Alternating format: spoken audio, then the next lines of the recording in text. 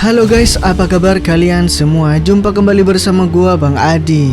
Di video kali ini gua akan ngelanjutin episode film S-Line sebelumnya, di mana episode 5 dan 6 yang merupakan episode terakhir yang akan kita review kali ini guys. Dan tanpa banyak bacot, kita langsung masuk ke filmnya.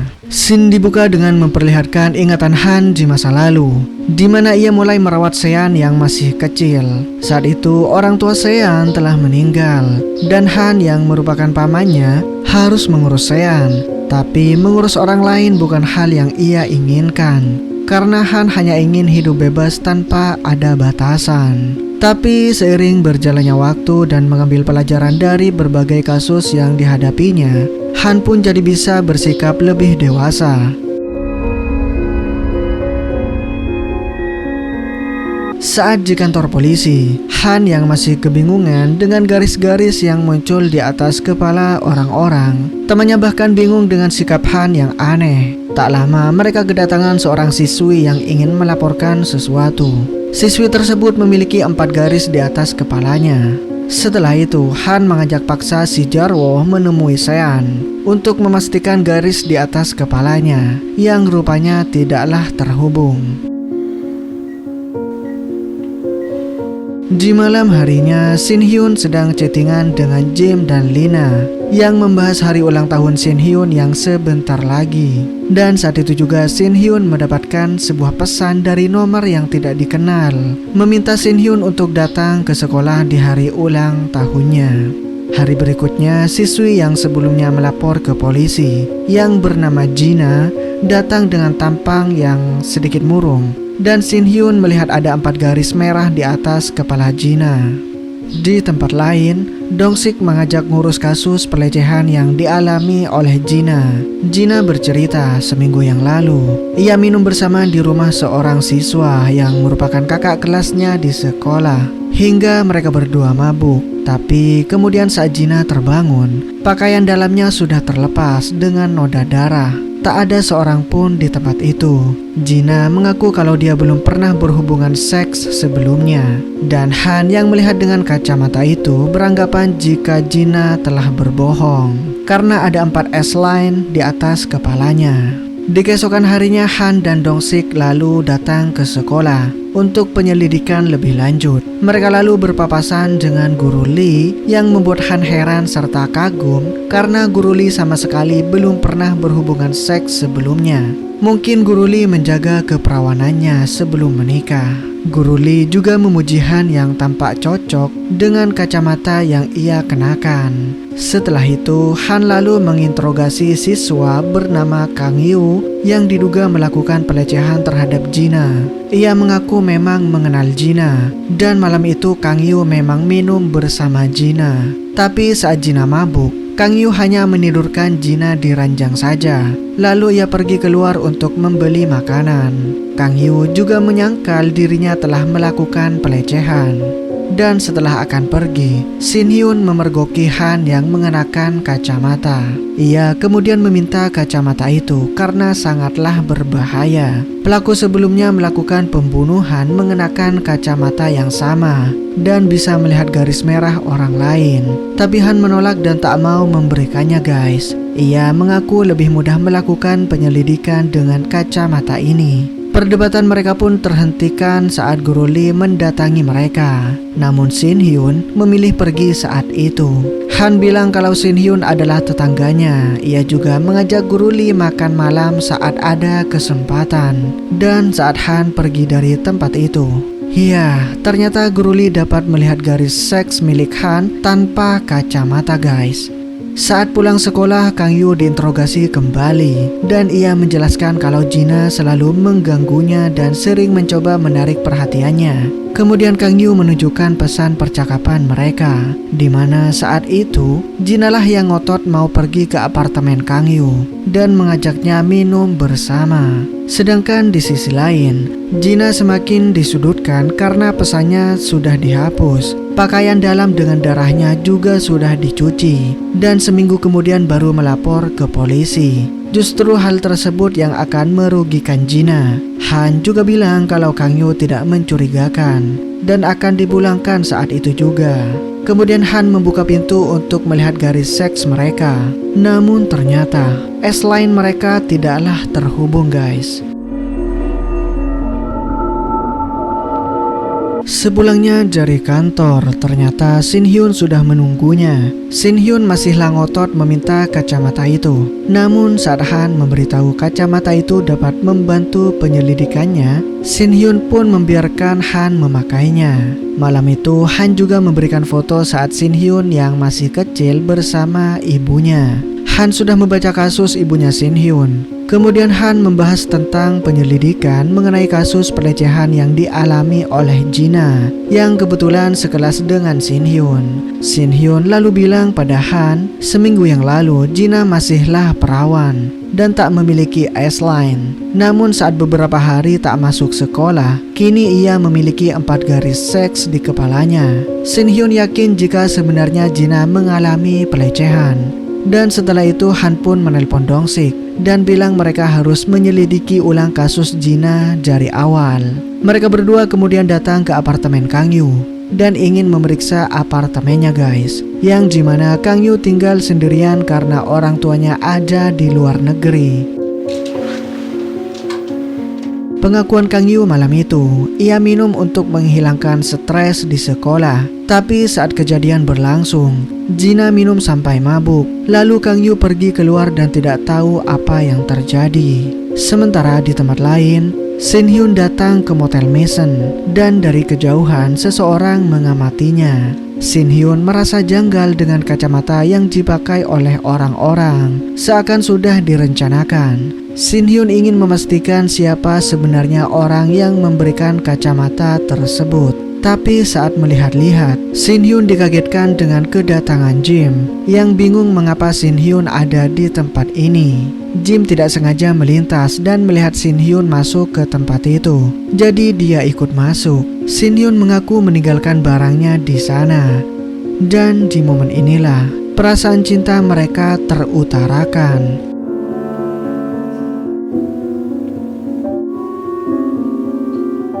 Di tempat lain, Han dan Dong-sik kini mencari sesuatu di tempat sampah. Dan yap, mereka menemukan spray kasur milik Kang Yu. Bukti terpenting yang sudah dibuang ke tempat sampah dengan alasan kotor.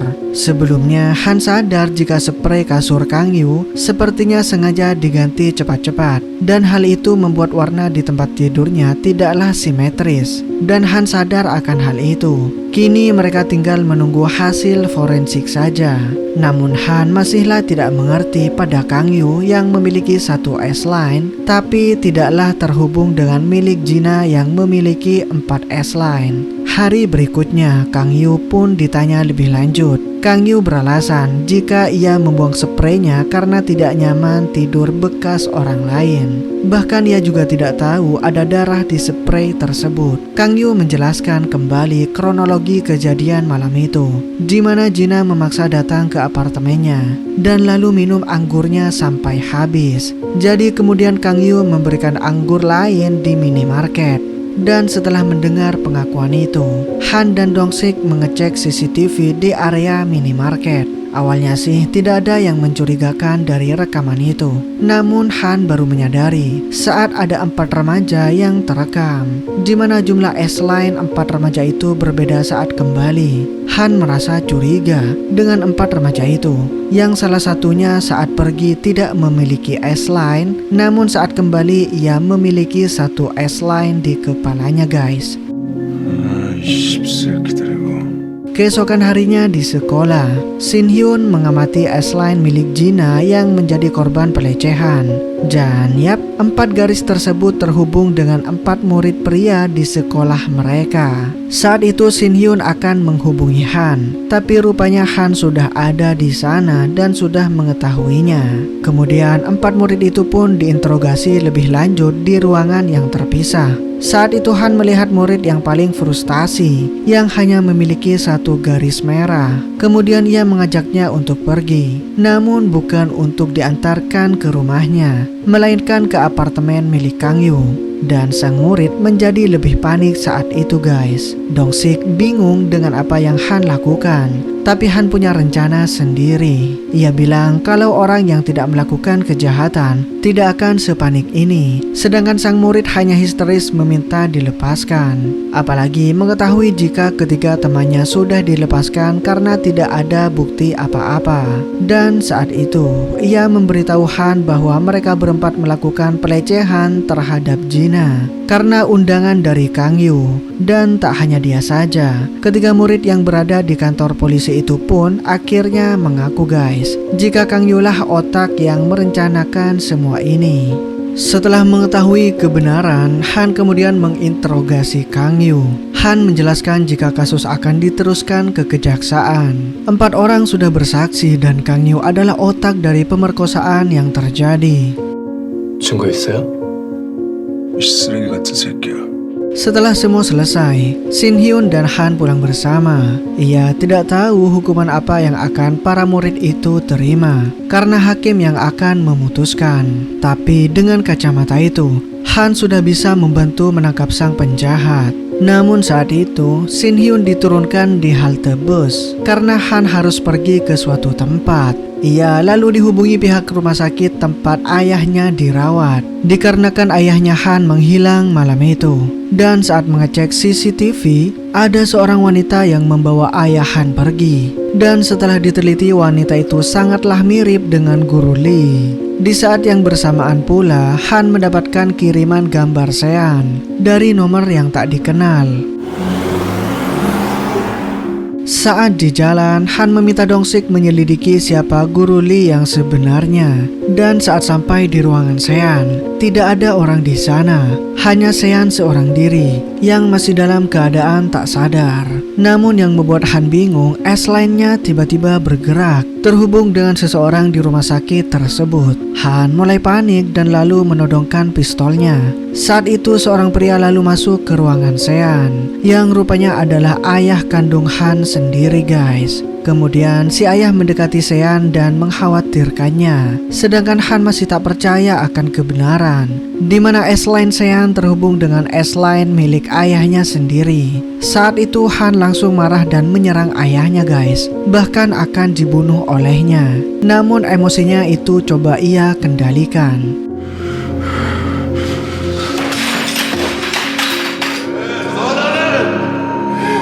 Di sisi lain, Shin Hyun sedang menunggu di halte bus. Kemudian Jim datang menemuinya yang sebelumnya dihubungi oleh Shin Hyun. Malam itu Shin Hyun akan berulang tahun, dan Jim senang karena Shin Hyun mau bertemu dengannya malam itu.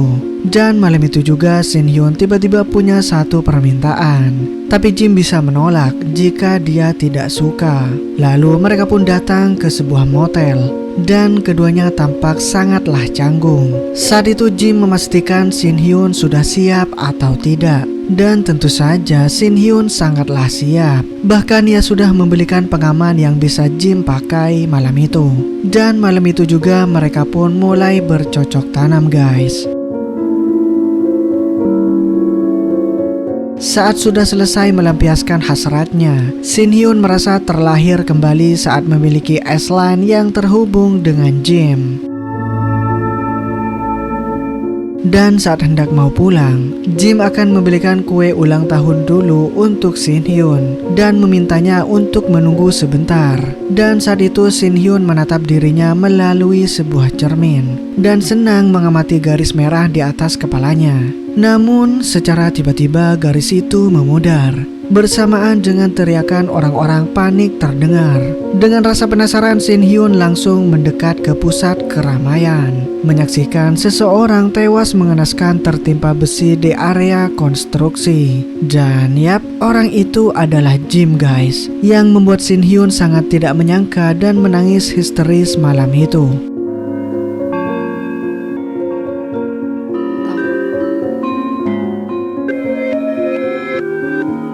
Malam itu Shin Hyun menyalahkan dirinya sendiri seakan menjadi manusia yang terkutuk.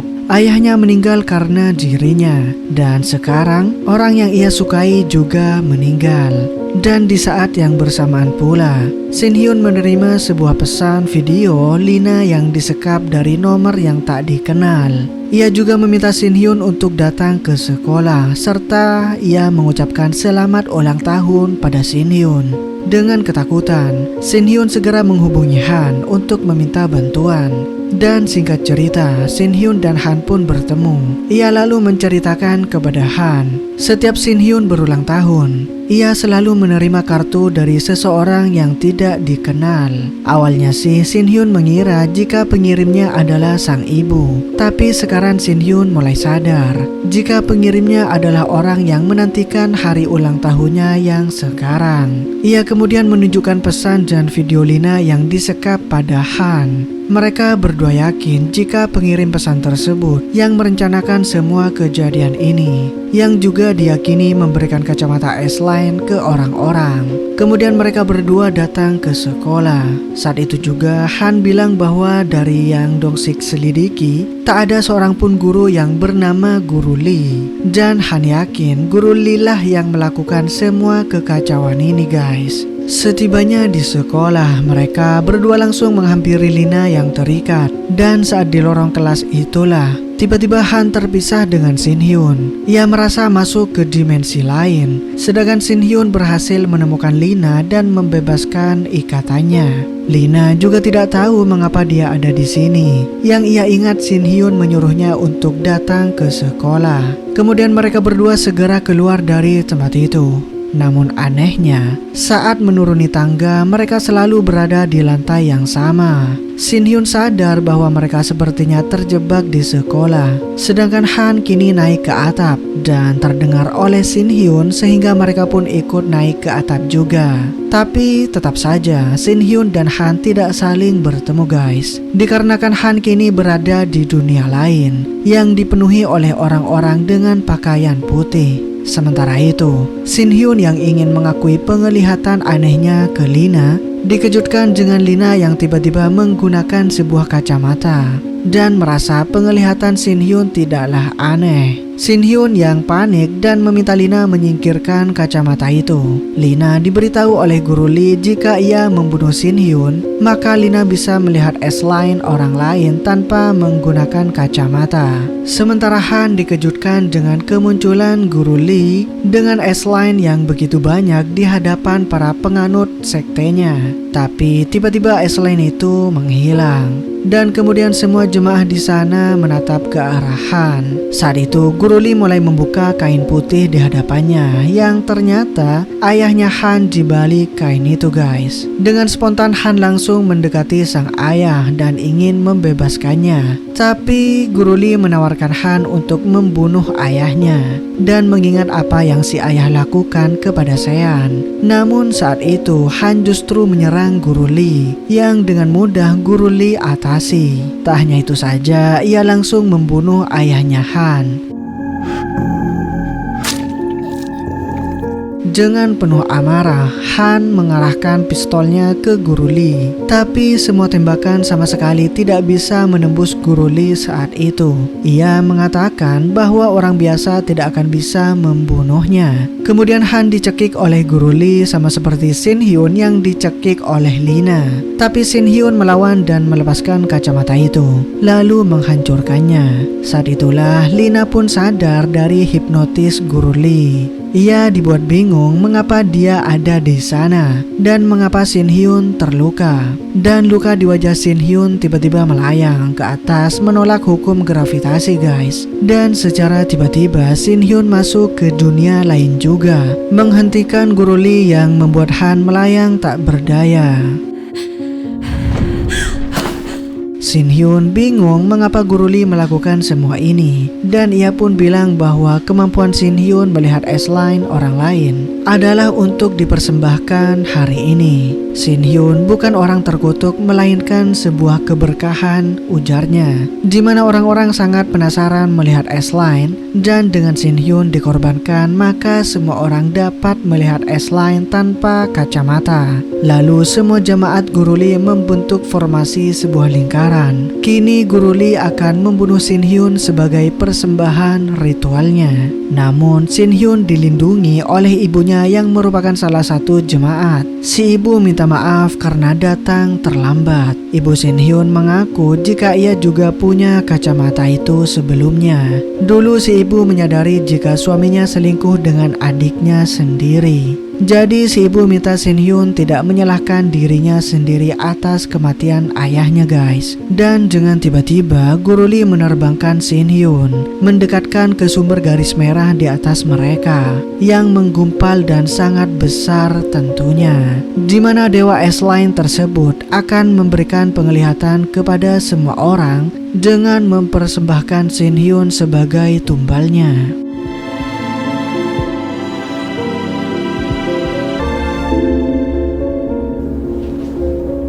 Namun ajaibnya Shin Hyun berhasil selamat dari ritual itu, kemudian menikam Guru Lee. Namun Guru Lee bilang semuanya sudahlah terlambat karena ia sudah berhasil membuat semua orang dapat melihat S-Line.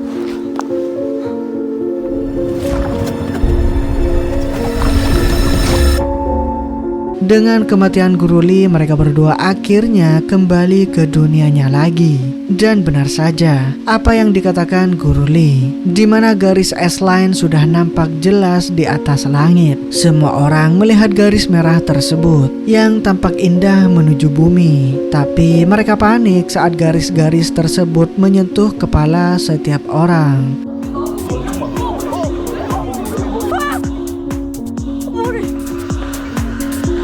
Waktu pun terus berlalu dan semua orang kini menutup dirinya dengan menggunakan kacamata hitam, bahkan menggunakan helm hanya untuk menyembunyikan identitasnya dari orang lain.